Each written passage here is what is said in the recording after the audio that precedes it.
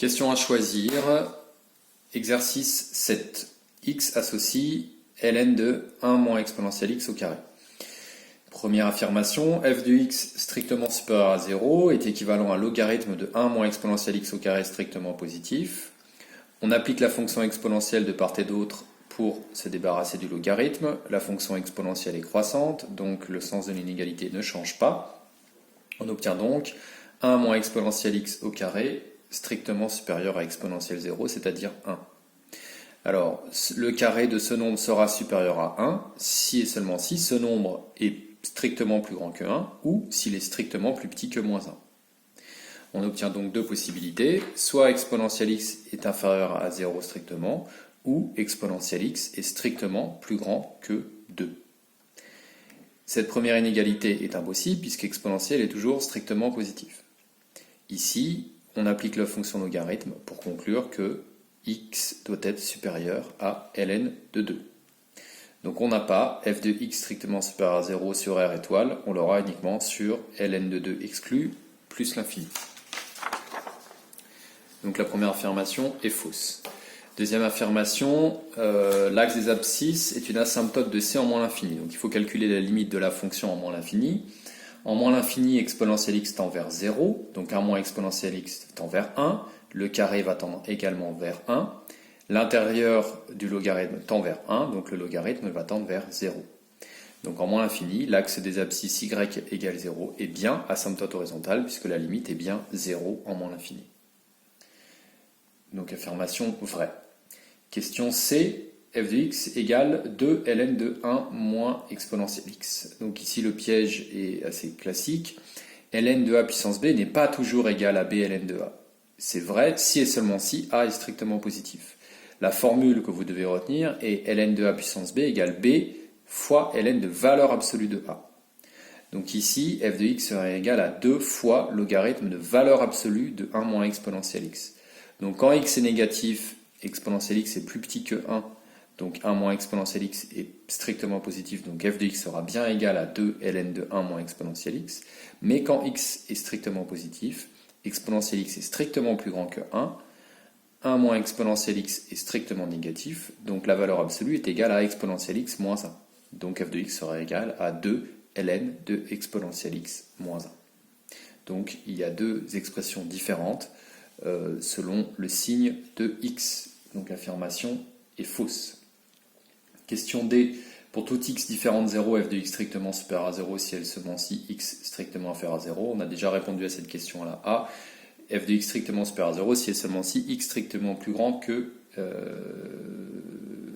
on avait trouvé x strictement plus grand que ln de 2. Donc affirmation fausse. F est décroissante sur moins l'infini 0. On calcule la dérivée. Quel que soit x différent de 0, f' de x donc, sera égal à u' de x sur u de x, en posant u de x égale 1 moins exponentielle x le tout au carré. U', on doit donc dériver 1 moins exponentielle x au carré, c'est-à-dire dériver une fonction du type v au carré. La dérivée de v au carré sera 2v'v. Donc 2 fois la dérivée de 1 moins exponentielle x, c'est-à-dire moins exponentielle x, fois v, c'est-à-dire 1 moins exponentielle x. Donc on obtient au final, après simplification, des 1 moins exponentielle x, moins 2 exponentielle x sur 1 moins exponentielle x, soit f' de x égale 2 exponentielle x sur exponentielle x moins 1. Donc 2 exponentielle x est toujours strictement positif. Exponentielle x moins 1 strictement supérieur à 0, équivalent à exponentielle x strictement supérieur à 1, et donc équivalent à x strictement positif. Donc f, la dérivée sera négative sur moins l'infini 0, et positive sur 0 plus l'infini. La fonction sera donc décroissante sur moins l'infini 0, et croissante sur 0 plus l'infini. Donc l'affirmation E est vraie. Exercice 8, donc sur les suites. Alors pour calculer U3, eh bien, il faut calculer U1 à partir de U0. 1 tiers fois U0, c'est-à-dire 1. Donc 1 tiers fois 1 plus 0 moins 2, on obtient 1 tiers moins 2, c'est-à-dire moins 5 tiers. Pour U2, par le même principe, donc 1 tiers fois moins 5 tiers plus 1 moins 2, on obtient moins 14 neuvième. Et U3, c'est 1 tiers fois moins 14 neuvième plus 2 moins 2, on obtient moins 14 27e. Donc l'affirmation A est vraie. L'algorithme affiche la valeur de U3, alors cette affirmation est fausse. U3 est négatif, on voit que l'algorithme continue à fonctionner tant que U est inférieur ou égal à 0. Donc en fait l'algorithme va fonctionner une fois de plus, il va calculer U4, N va prendre la valeur 4, et il s'arrêtera puisque U4 est positif. Si on calcule U4, U4 vaut 67 sur 81. Donc l'algorithme va afficher U4 et non pas U3. Donc la réponse, l'affirmation est fausse. Question C. Pour tout n appartenant à n supérieur égal à 5 implique un supérieur égal à n-3. Donc on vient de voir que U4 était positif. Par une petite récurrence, on pourrait démontrer donc qu'à partir de n égale 4, tous les termes de la suite sont positifs. Donc si les termes à partir de n égale 4, un supérieur ou égal à 0, alors 1 tiers de un est également positif. Donc 1 tiers de un plus n moins 2, n étant plus grand que 4, sera 1 tiers de un plus n moins 2 sera supérieur à n moins 2. Donc on peut en conclure que un plus 1 sera supérieur ou égal à n moins 2. Donc si à partir du rang 4, un plus 1 est supérieur ou égal à n moins 2, on peut dire que quel que soit n supérieur ou égal à 5, un est plus grand que n moins 2. Donc plus grand que n moins 3. Donc l'affirmation est vraie. Sur la deuxième suite, V2n est une suite géométrique de raison 3. Donc on calcule V de n plus 1, puis on essaie d'exprimer en fonction de V de n. On sait que V de n plus 1 est égal à moins 2 U de n plus 1 plus 3 facteur de n plus 1, moins 21 sur 2, en remplaçant n par n plus 1 dans l'expression. On peut remplacer également UN plus 1 par son expression en fonction de U de n, et puis on développe. On obtient finalement V de n plus 1 égale, après simplification, moins 2 tiers de un plus n moins 7 demi. En mettant un tiers en facteur, on reconnaît ici V de n, c'est-à-dire moins 2 un plus 3n moins 21 sur 2. On peut donc en conclure que V de n plus 1 est égal à un tiers de V de n. La suite V de n est donc une suite géométrique de raison 1 tiers. Donc l'affirmation est fausse. Limite de U de n en plus l'infini est égal à plus l'infini. Alors il y a plusieurs manières de répondre à cette question. On peut utiliser la réponse C, dont on sait qu'elle est vraie. Si U de n est plus grand que n-3, n-3 tend vers, à partir de 5, n-3 tend vers plus l'infini, donc un va également tendre vers plus l'infini. On peut sinon utiliser la suite Vn. On sait que Vn est de raison 1 tiers, donc V de n va tendre vers 0.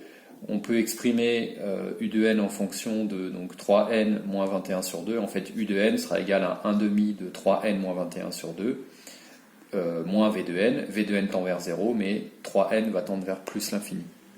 Donc, c'est une autre manière de démontrer que U de n tend vers plus l'infini. Donc, l'affirmation E est vraie. Exercice 9.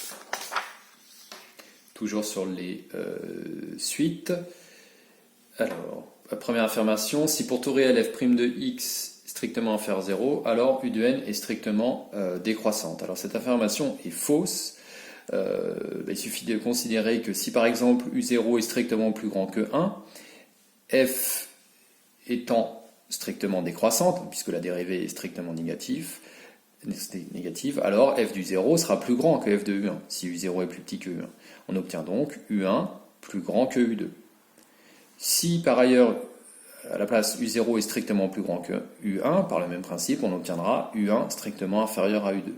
Donc dans ces deux cas, on voit déjà que la suite n'est pas décroissante. Ici, U0 est plus petit que U1, mais U1 est plus grand que U2. Donc ce n'est pas une suite décroissante. Ici, U0 est plus grand que U1, mais U1 est plus petit que U2. Donc dans ces deux cas, la suite n'est pas décroissante. Si U0 égale U1, eh bien f de U0 égale f de U1. Donc on aura U0 égale U1 égale U2. Donc de nouveau, la suite n'est pas strictement décroissante. Donc dans les trois cas, U de n n'est pas strictement décroissante. il aurait de toute façon, un seul cas aurait suffi pour démontrer que on ne pouvait pas conclure que si f' de x était strictement inférieur à 0, alors u de n aurait été strictement décroissante. Deuxième affirmation, v de n est une suite géométrique, ln de vn plus 1 est égal à ln de vn moins 1. On peut en conclure que ln de vn plus 1 moins ln de vn égale moins 1. On met tout à l'intérieur d'un seul logarithme, ln de a moins ln de b égale à ln de a sur b, donc ln de vn plus 1 sur vn est égal à moins 1. On peut donc en conclure que, en passant à l'exponentielle, que vn plus 1 sur vn est égal à exponentielle de moins 1, c'est-à-dire 1 sur e. Donc v de n est bien une suite géométrique de raison 1 sur e. Question C. V de n est convergente. On vient de démontrer que V de n était géométrique de raison 1 sur E. Il faut étudier donc cette raison, voir dans quel intervalle elle se situe. On sait que 1 sur E est compris entre moins 1 et 1. On peut en conclure que la suite géométrique avec une raison comprise entre moins 1 et 1 va converger vers 0. Donc la limite de V de n en plus l'infini sera 0 et V de n est bien une suite convergente. Petit d, la suite Tn définie pour tout n par n au carré moins 200 racine de n est décroissante. Alors la méthode générale pour étudier les variations d'une suite est d'étudier le signe de Tn plus 1 moins Tn. Mais on se rend compte assez rapidement que ici l'étude du signe n'est pas évidente. Donc on essaye de chercher une raison peut-être plus évidente pour laquelle la suite n'est pas décroissante. Si on étudie simplement ici la limite en plus l'infini de la suite, on se rend compte que la suite tend vers plus l'infini. Donc il est impossible qu'une suite tendant vers plus l'infini soit décroissante. Donc l'affirmation est fausse. Elle peut être décroissante sur certains rangs, mais si la suite tend vers plus l'infini, elle ne peut pas être tout le temps décroissante. Affirmation E, la limite en plus l'infini de la somme des 1 sur 2k égale plus l'infini. Alors on doit reconnaître ici que la somme des 1 sur 2 des 1 demi puissance k est la somme des n premiers termes d'une suite géométrique de premier terme u1 égale 1 demi et de raison q égale 1 demi. En effet, k varie de 1 à n. Donc la somme des 1 demi puissance k est égale au premier terme, c'est-à-dire u1 égale 1 demi, fois 1 moins la raison à la puissance le nombre de termes, ici il y a bien n termes, sur 1 moins 1 demi. Donc on obtient finalement, par simplification, puisque 1 moins 1 demi vaut 1 demi, on obtient 1 moins 1 demi puissance n. 1 demi puissance n tend vers 0 quand n tend vers l'infini, donc la limite de la somme est égale à 1. Donc l'affirmation est fausse. Question exercice 10. Si f de x est compris entre ces deux fonctions, alors la limite est 1, donc l'affirmation est vraie. La limite en plus l'infini de 1 plus 1 sur x est bien 1. La limite de la fonction rationnelle x au carré plus x sur 100 sur x au carré plus 1 en plus l'infini est égale à la limite du rapport des termes de Claude Degré, c'est-à-dire x au carré sur x au carré, c'est-à-dire 1. D'après le théorème des gendarmes, les deux fonctions encadrantes tendant vers 1, la fonction va tendre vers 1 en plus l'infini. Affirmation B, si f de x égale 2x plus 3 moins sinus de x, alors f de x est plus petit que 2x plus 2. On peut dire que sinus de x est compris entre moins 1 et 1, quel que soit x. Donc si on ajoute de part et d'autre 2x plus 3, on obtient finalement que 2x plus 2, plus petit que f de x, plus petit que 2x plus 4. Et non pas l'inégalité proposée. Donc l'affirmation est fausse. Petit c, la limite en plus l'infini de 2x sinus 1 sur 2x. Donc on va faire un changement de variable pour retomber sur une formule du cours. On pose grand X égale 1 sur 2x quand petit x tend vers plus l'infini, grand X tend vers 0. Donc on se retrouve à calculer la limite lorsque grand X tend vers 0 de sinus de grand X sur grand X. En effet, 2x peut être écrit comme 1 sur 2x. Or, d'après votre cours, la limite lorsque grand X tend vers 0 de sinus de grand X sur grand X est égale à 1. Donc la limite de la fonction est 1. L'affirmation est donc vraie. Question D, 3 plus 2 sur n divisé par 3 plus 4, 3 plus 2 puissance n divisé par 3 plus 4 puissance n. Alors on ne peut pas ici on ne peut pas parler ici de termes de plus haut degré, mais on utilise la même méthode, c'est-à-dire la factorisation par le terme le plus fort ou celui qui va tendre vers l'infini sur chaque ligne. Donc on factorise par 2 puissance n au numérateur et 4 puissance n au dénominateur. On obtient donc 2 sur 4 puissance n, c'est-à-dire 1 demi puissance n, fois 1 plus 3 sur 2 puissance n, divisé par 1 plus 3 sur 4 puissance n. Ces deux termes vont tendre vers 0, 3 sur 2 puissance n et 3 sur 4 puissance n vont tendre vers 0, et 1 demi puissance n tend également vers 0. Donc l'ensemble va tendre vers 0 et non pas 1. Donc l'affirmation est fausse.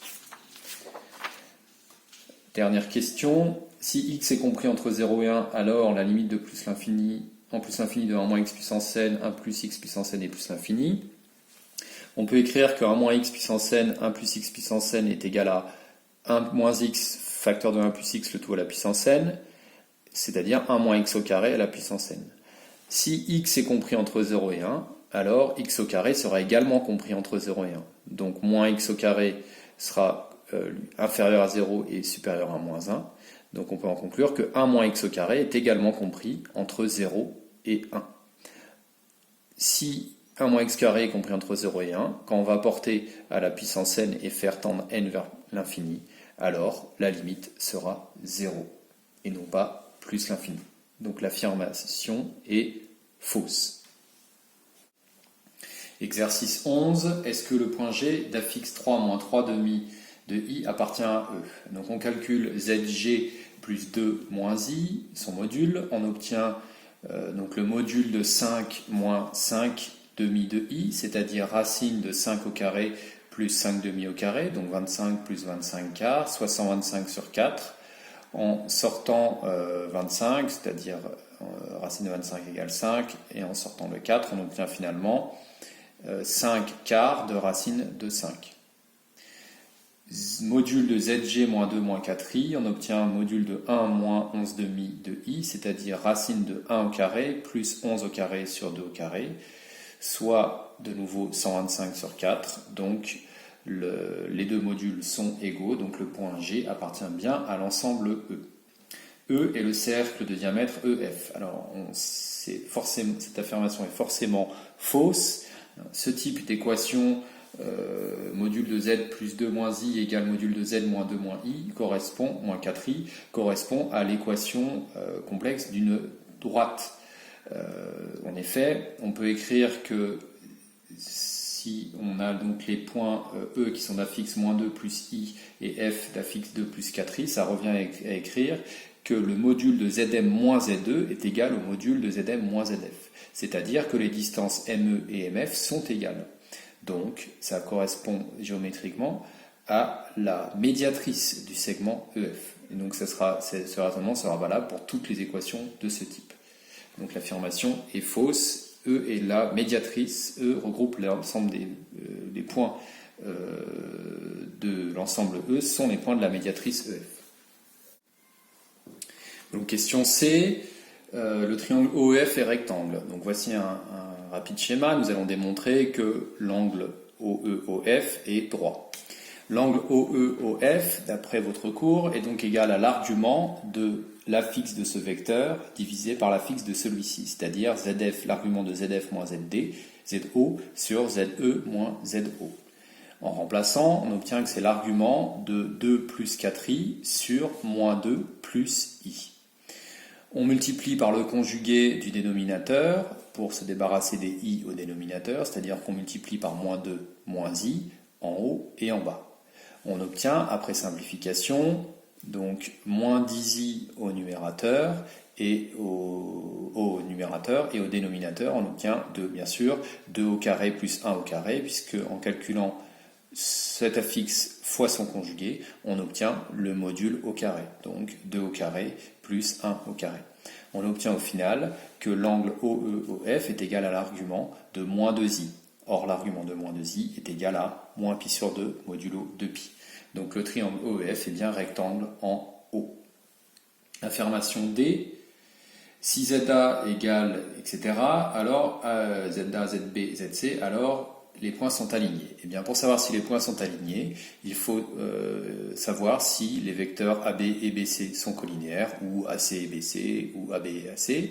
Si on calcule ZAB, on obtient 7 facteurs de moins 4 plus 3i, enfin on obtient en fait moins 28 plus 21i. Si on met 7 en facteur, on obtient 7 fois moins 4 plus 3i. Et pour ZBC, on obtient 24 moins 18i. En mettant moins 6 en facteur, on obtient également moins 6 facteur de moins 4 plus 3i. Donc les vecteurs AB et BC sont collinaires puisque ZAB est égal à moins 7 sixièmes de ZBC. Donc les points sont alignés. Dernière question. Est-ce que, donc si ZA égale 3 exponentielle 2i pi sur 3 et ZB égale 2 exponentielle moins 5i pi sur 6, est-ce que le triangle OAB est rectangle? En calculant l'angle OA-OB, on va trouver que cet angle est égal à moins 3 pi sur 2 modulo 2 pi, ce qui va démontrer que OAB est rectangle en O. Alors, on aurait pu également travailler sur les distances, mais du fait des écritures en exponentielle sur les complexes incite plutôt à travailler sur l'argument plus facile à calculer. Donc l'angle OA-OB est égal à l'argument de ZB sur ZA, ZB moins ZO sur ZA moins ZO. En remplaçant, on obtient 2 tiers exponentielle I moins 5 pi sur 6 moins 2 pi sur 3. En simplifiant, en mettant au même dénominateur, on obtient 2 tiers exponentielle moins I 9 pi sur 6, qui vaut en fait moins I 3 pi sur 2. Donc au final, l'argument est égal à moins 3 pi sur 2, donc le triangle OAB est bien rectangle en O. Exercice 12. Géométrie dans l'espace. Le point C appartient-il à la droite D? Eh bien, on prend la représentation paramétrique de la droite, on remplace les coordonnées de C, X, Y, Z par les coordonnées de C, et on essaye d'identifier un T qui permettrait d'avoir l'ensemble des 3 équations vérifiées. Or, moins 3 égale 1 plus T, 5 égale moins 1 plus 2T et 4 égale moins 2 plus 3T va nous donner T égale moins 4 pour la première, T égale 3 pour la deuxième et T égale 2 pour la troisième. Et la conclusion est donc que C n'appartient pas à l'équation, n'appartient pas à la droite puisque ces coordonnées ne vérifient pas la représentation paramétrique. Il faudra bien sûr que la valeur de T soit la même pour les 3 équations. Donc l'affirmation est fausse. Question B, est-ce que les droites D et D' sont parallèles? Grâce aux représentations paramétriques, on peut conclure que, en prenant les coefficients qui multiplient le T dans la première équation et en prenant le coefficient qui multiplie les K dans la deuxième, on obtient 2 vecteurs directeurs, un pour D, un pour D'. Donc D a pour vecteur directeur 1, 2, 3 et D' a pour vecteur directeur 1, 1, moins 1. Ces 2 vecteurs n'étant pas collinéaires, eh bien les droites ne sont pas parallèles. Alors, question C. Le plan P contient la droite D et est orthogonale à la droite D'. Alors, l'orthogonalité à la droite D' est réelle, puisque on remarque qu'à partir de l'équation cartésienne du plan, x plus y moins z plus 2 égale 0, on peut trouver un vecteur normal qui aura pour coordonnées 1, 1, moins 1, en prenant les coefficients devant x, y et z. Or, ce vecteur 1, 1, moins 1 est le même qu'on avait identifié comme vecteur directeur pour la représentation, grâce à la représentation paramétrique de la droite D'. Bon, donc si on avait trouvé un vecteur normal, là ils sont égaux, mais il suffit d'avoir un vecteur normal collinéaire au vecteur directeur de la droite D' pour conclure que le plan P est bien orthogonal à la droite D'. Donc, vecteur normal au plan, collinéaire au vecteur directeur de la droite, alors D' est orthogonal à P. En revanche, le plan P ne contient pas D. Si on prend la représentation paramétrique de D, qu'on insère dans l'équation cartésienne du plan, donc on remplace x par 1 plus t, y par moins 1 plus 2t et z par moins 2 plus 3t, on obtient finalement x plus y moins z plus 2 égale 4. Les t disparaissant. Donc on n'obtient pas x plus y moins z plus 2 égale 0. Donc les coordonnées des points de la droite ne vérifient pas l'équation du plan. Donc on peut en conclure que P ne contient pas la droite D. Voilà. Par ailleurs, on peut, donc là ça suffit pour affirmer que, pour conclure que l'affirmation est fausse, mais on peut aussi conclure en fait que, étant donné que les points ne vérifient pas les points de la droite ne vérifient pas l'équation cartésienne du plan, ça veut dire que P et D n'ont même pas de point d'intersection. Donc ça veut dire que P et le plan et la droite vont être parallèles. Donc l'affirmation est fausse. Question D, le triangle BCD est rectangle. Eh bien, on calcule les coordonnées des vecteurs BC, BD et CD. BC par exemple, c'est simplement les coordonnées de C moins les coordonnées de B. On peut ensuite calculer, on pourrait utiliser la réciproque du théorème de Pythagore, ou sinon utiliser, donc en calculant les normes des vecteurs, ou utiliser le produit scalaire. On remarque donc le produit scalaire BD scalaire CD en faisant donc moins 2 fois 4 plus moins 1 fois moins 3 plus moins 5 fois moins 1, on obtient 0. En conclusion, les droites BD et CD sont orthogonale, donc BCD est bien rectangle en D. Dernière question, on note P', le plan contenant la droite D' et le point A. Un vecteur normal à ce plan est 3, moins 1, 2. Alors pour que n soit normal au plan, il faut qu'il soit orthogonal à deux vecteurs non collinéaires du plan P'. Donc on peut prendre un premier vecteur du plan P' en prenant le vecteur directeur de D', le vecteur 1, 1, moins 1. Et puis pour trouver un deuxième vecteur non collinéaire à celui-ci, on peut prendre, donc on a le point A qui est contenu dans P', et puis on peut prendre un deuxième point qu'on va appeler E, qui correspondra dans la représentation paramétrique au point 1, 3, 4, pour k égale 0. On obtient un point de la droite qui est 1, 3, 4, qui est sur D' et qui est donc dans P'. Donc le vecteur A et E étant dans le plan, rapport coordonnées 0, 4, 2, on a bien réussi à trouver un deuxième vecteur non collinéaire à U'. On doit vérifier le fait que n est orthogonal à U' et à E. En calculant les produits scalaires, on obtient 0 pour les deux produits scalaires. Donc n' est bien orthogonal à U' et à E. Donc n' est bien un vecteur normal au plan P'. Exercice 13, donc, sur les fonctions, les intégrales et une analyse de courbe. Alors, l'aire du domaine compris entre C2F et C2G est égal à 1 sixième pour x donc appartenant à l'intervalle 0,1. Sur l'intervalle 0,1, la courbe de G est au-dessus de la courbe de F. Donc l'aire située entre les deux courbes sera égale à l'intégrale de 0,1 de la fonction la fonction du dessus, de la courbe du dessus, c'est-à-dire g de x, moins la fonction de la courbe du dessous, c'est-à-dire f de x dx. Donc sur l'intervalle 0,1, l'aire est égale à l'intégrale de 0,1 de 1 moins x moins 1 au carré dx. On peut, en mettant 1 moins x en facteur, on obtient finalement 1 moins x facteur de 1 moins 1 moins x dx. Après simplification, on obtient donc 1 moins x facteur de x, c'est-à-dire x moins x au carré. Bon, on aurait pu sinon développer le 1 moins x au carré, on aurait obtenu bien sûr le même résultat. On peut identifier une primitive de cette fonction, une primitive de x et x au carré sur 2, une primitive de moins x au carré et moins x au cube sur 3, à calculer entre 0 et 1. Donc on obtient au final 1 demi moins 1 tiers moins 0, c'est-à-dire, après réduction au même dénominateur, moins 1 sixième. 1 sixième. Donc l'affirmation est vraie. Deuxième question, l'intégrale de 0,1 de x-1 au carré dx est égale à 2 tiers.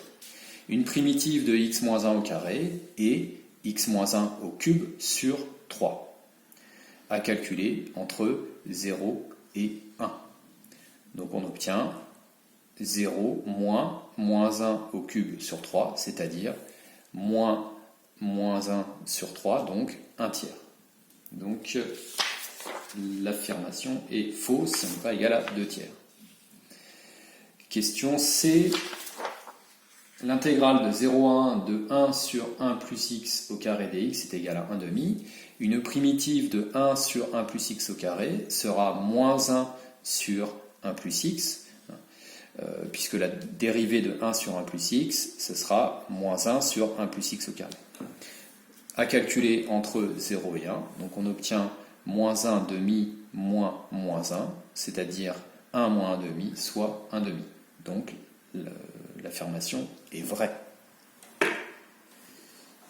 Question suivante. Pour tout n appartenant à n, u de n plus 1 est égal à u de n plus 1 plus un est égal à 1 sur n plus 1, avec u de n égale l'intégrale de 0,1 de x puissance n sur 1 plus x. Donc en remplaçant u de n plus 1 et u de n par leur expression, on obtient l'intégrale de 0,1 de x puissance n plus 1 sur 1 plus x puissance n sur 1 plus x dx. On peut mettre x puissance n en facteur et on obtient donc x puissance n facteur de x plus 1 sur 1 plus x. On peut simplifier et ça revient à calculer l'intégrale de 0,1 de x puissance n dx. Une primitive de x puissance n est x puissance n plus 1 sur n plus 1 à calculer entre 0 et 1. Donc on obtient donc 1 sur n plus 1 moins 0 sur n plus 1, c'est-à-dire 1 sur n plus 1. Donc l'affirmation est vraie. Question E. L'intégrale de 0 à 1 de exponentielle x sur exponentielle x plus 1. Alors, la fonction à intégrer est de la forme u' sur u, puisque la dérivée du dénominateur est égale au numérateur, avec u de x égale exponentielle x plus 1. Donc une primitive de u' sur u est ln de u. Donc on peut intégrer, on doit calculer la fonction ln de exponentielle x plus 1 entre 0 et 1. Ça nous donne ln de e plus 1 moins ln de 1 plus 1, c'est-à-dire ln de e plus 1 moins ln de 2 ou ln de e plus 1 sur 2. On sait que e est un nombre à peu près égal à 2,7, donc strictement plus grand que 2, strictement plus petit que 3. Donc e plus 1 est compris entre 3 et 4. E plus 1 sur 2 est compris entre 3 demi et 2. En appliquant la fonction logarithme, on obtient que ln de e plus 1 sur 2 est strictement plus grand que ln de 3 demi, strictement plus petit que ln de 2, soit l'inégalité annoncée, qui est donc vraie.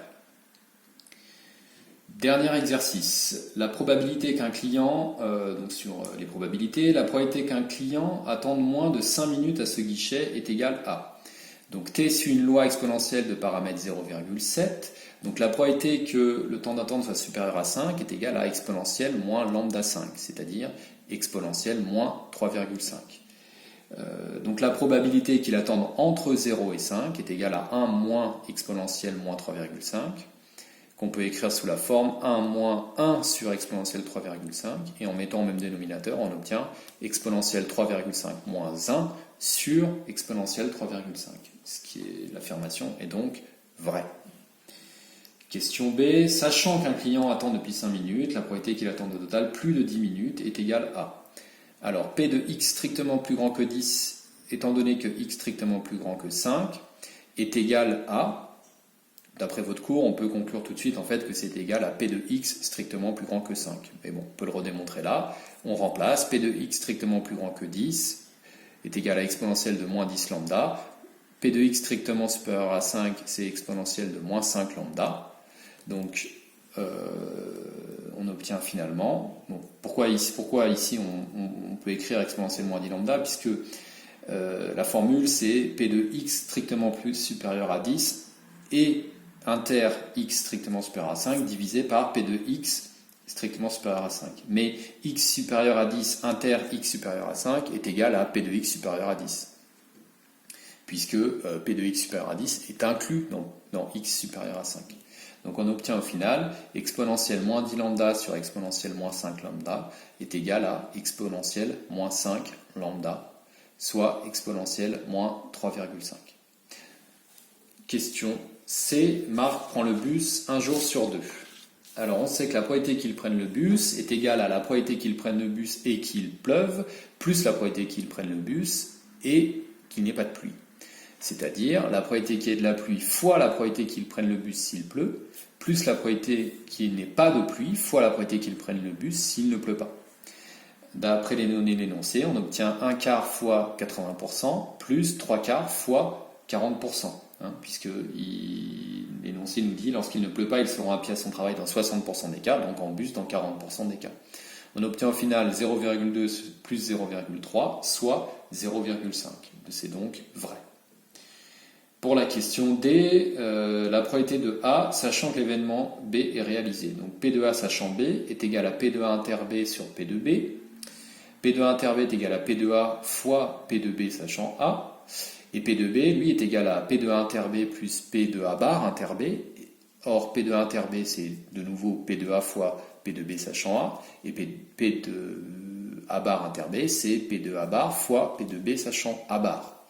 En remplaçant avec les données de l'énoncé, on obtient 0,4 fois 0,7 sur 0,4 fois 0,7 plus donc P de A bar, c'est 1 moins P de A, donc c'est donc 0,6. Et P de B sachant A bar, c'est 1 moins P de B bar sachant A bar. En effet, on a P de B bar sachant A bar plus P de B sachant A bar est égal à 1.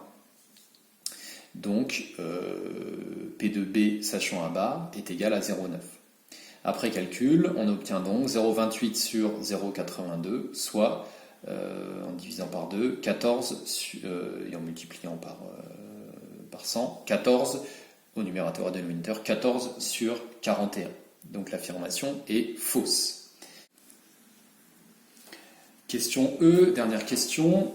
Donc x qui suit une loi de probabilité dont la densité de fonction est définie par f de x égale 2 sur x au cube. Par définition d'une densité, alors la probabilité que x soit compris entre 1 et 4 sera égale à l'intégrale de 1 à 4 de 2 sur x au cube dx, c'est-à-dire l'intégrale de 1 à 4 de 2 fois x puissance moins 3 dx. Une primitive de x puissance moins 3 sera moins x puissance moins 2 sur 2. Donc les deux se simplifient, il reste le moins, donc on aura moins x puissance moins 2 à calculer entre 1 et 4. Vous devez savoir qu'une primitive de x puissance alpha, ça sera x puissance alpha plus 1 sur alpha plus 1. Donc ici, ça donne bien x puissance, donc alpha étant égal à moins 3, ça va faire x puissance moins 3 plus 1, donc moins 2, sur moins 3 plus 1, c'est-à-dire moins 2. Donc on obtient au final, en remplaçant x par 4 et par 1, donc en faisant cette fonction en 4 moins cette fonction en 1, on obtient moins 1 sur 4 au carré, moins 1 sur 1. C'est-à-dire au final 1 moins 1 16e, donc 15 16e. Donc l'affirmation est vraie.